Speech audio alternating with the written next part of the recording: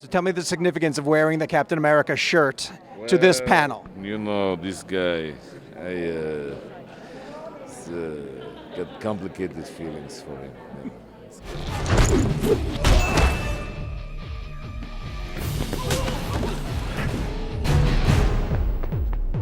Wondering if because you knew you were going to come back and do this, if it was a little bit easier for you to do the death scene and because you didn't have to say goodbye to her. I thought it was going to be easier, but it actually, at the time, I was standing on that ledge with Renner, and it was really upsetting. It did not make it any easier at all. And everybody kept saying, "What are you so upset about? Like you're going to be coming back." And I was like, "This is terrible." It was so sad, like profoundly sad. Scarlett's been a part of this for a while. What advice did she give you in terms of getting used to being a new member of the Marvel Studios family?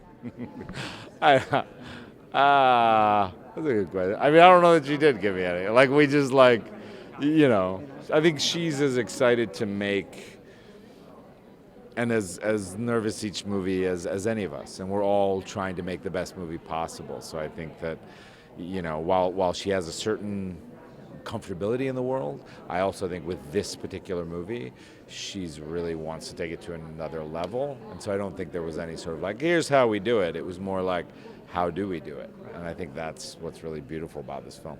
You hire David Harbour, is what you did. Do you remember the day that you got told you got the part in the movie?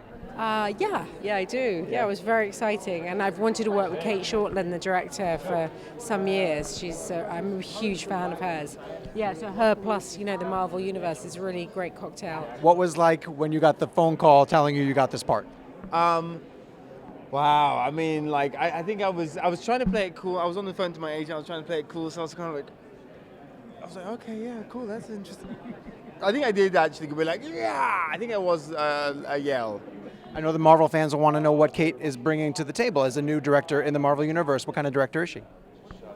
She's, I think she makes, all her movies have females at the center of them, all the three movies that she's made, and they're allowed to be very feisty and kick-ass, but also vulnerable and complicated, and they're gritty and edgy and cool. I was so excited because, her movies are so nuanced and so kind of they capture you so hard in your heart, and so I was like, this is such a perfect idea for Marvel, because she knows how to create relationships and dynamics which are so complex but so hard to take your eyes off. Curious if there's a physical element to the audition process. No, they didn't even have to know if I could squat or anything. Yeah. I mean, to be fair, actually, I'll put my hands up. Fighting with My Family had just come out. So, I'm sure that they could have just, heard a little bit of news about me being a wrestler, a WWE wrestler. But no, they didn't have to see how much I could lift or... They just threw you in the deep end. They were just be an assassin. Do you think that people need to be pretty versed in everything that happened in Marvel before this, or is this a standalone movie that a new fan could come to? Oh, I think a new fan would be able to come to it. But yeah, I think, because it's not directly in line in a strict chronology, so I think anyone will be able to come to this and love it. And one of those deals where the good guys might be bad, the bad guys might be good kind of thing? Friends might become enemies, enemies might become friends. The word Budapest goes up on the screen and the fans cheer, right? Does that mean this is the first movie to sort of pull directly more from the MCU than from a book and a comic in general? Now you're sort of pulling stories from existing movies.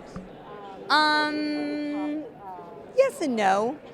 There's definitely references to the existing movies, but there's also there's parts of the comics that are also some of the lore and some of the storylines and other characters that are in there. It's interwoven.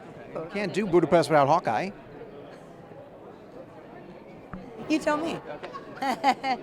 You mentioned Budapest, and the fans let out a roar because they know it, right? They're familiar with it.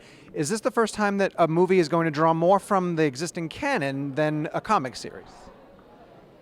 That's a good question. I think it's like most of our movies, a bit of both. Characters incarnations of characters like Alexei, Yelena, right from the comics. So it's a bit of a combination. Yeah. I am so intrigued by the What If series. Oh, good. How freeing is it to shift to animation and allow you to tell virtually any story? And is it going to be limited to the characters we've met on screen before?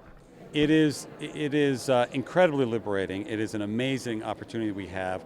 Disney Plus has sent a wave of creativity through Marvel Studios in a really great way. That show, as I said, is going to focus on events you think you know everything about from the MCU. And when you change one thing here or there, how everything becomes different. So you'll see primarily characters you've met before, but again, in entirely different ways.